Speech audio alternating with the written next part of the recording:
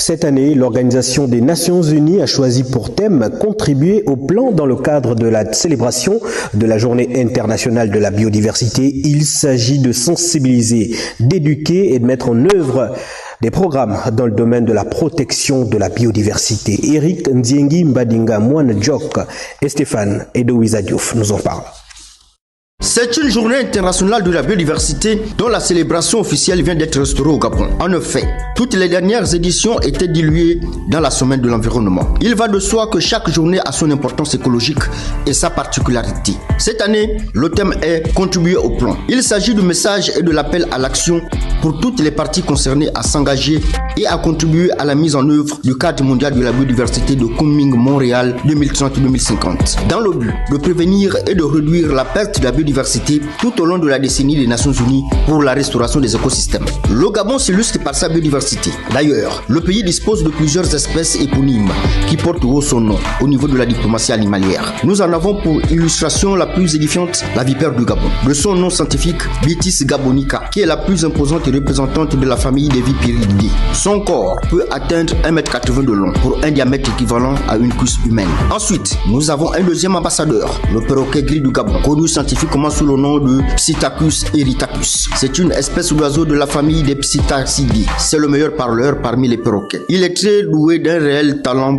pour le chant et l'imitation des sons et des voix. Qu'il s'agisse des espèces ou des écosystèmes, la diversité biologique est indispensable à la santé et au bien-être de l'espèce humaine. Chaque être humain a donc le devoir de contribuer au plan. Pour cela, il faut intensifier les actions d'urgence pour prévenir la surexploitation et le commerce illégal d'animaux et de plantes sauvages. Protéger et respecter les coutumes et pratiques durables des habitants locaux vivant dans les zones protégées, les parcs nationaux et les zones reconnues comme patrimoine naturel. À Libreville, l'événement a donné lieu à la restauration de la mangrove de Mindoubé 1 dans le 5e arrondissement. Léa Lolabifane et Pierre Claver et Labiogué étaient sur place. Pour marquer cette journée mondiale de la biodiversité, le ministère de l'Environnement opte pour l'action. Mettre fin au désastre écologique que subit la mangrove de Mindoubé 1 dans le 5e arrondissement de Libreville. Le thème de cette édition 2024, la journée mondiale de la biodiversité, c'est de l'accord à l'action. Et le slogan c'est « Restaurons ou restituons la nature, la biodiversité ». Et justement, nous nous sommes dit, étant donné que dans cette partie de notre territoire national, la biodiversité est dévastée par les activités humaines. L'effort que nous on va faire justement pour coller au thème, c'est de venir planter les mangroves pour réhabiliter. Reboiser les mangroves, c'est une problématique qui est importante et qui permet également à la communauté de revivre.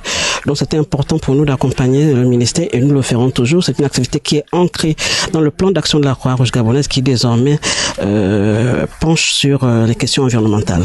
Des opérations de planting ont été menées par les bénévoles, ONG et étudiants en faveur du reboisement de cette mangrove. L'objectif, c'est de refermer les endroits dévastés. On va reboiser à près de 920 pieds. C'est une action qui nous portait à cœur, qui est dans les valeurs que soutient le développement durable et surtout par rapport à notre futur métier. La bataille qui consiste à redonner vie à la mangrove ici est loin d'être gagnée avec l'urbanisation incontrôlée sur ce site.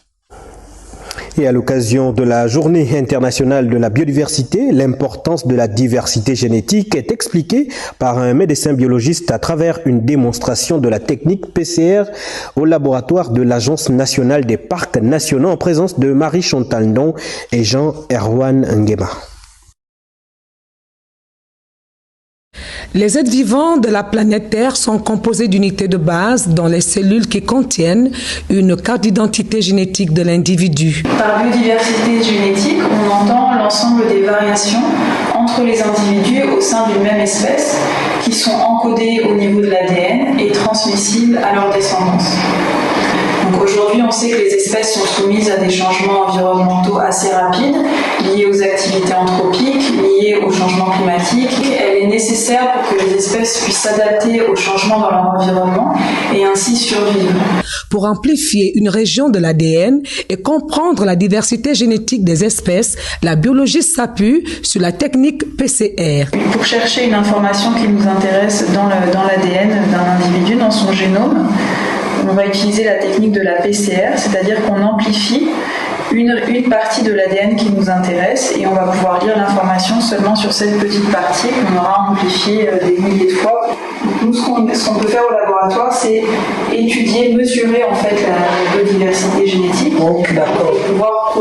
pouvoir donner ces résultats scientifiques aux décideurs pour pouvoir prendre les mesures qui s'imposent. À noter que lorsqu'une biodiversité génétique a une variabilité élevée, elle est considérée comme étant saine car elle permet à une espèce de s'adapter aux changements environnementaux à moyen et long terme.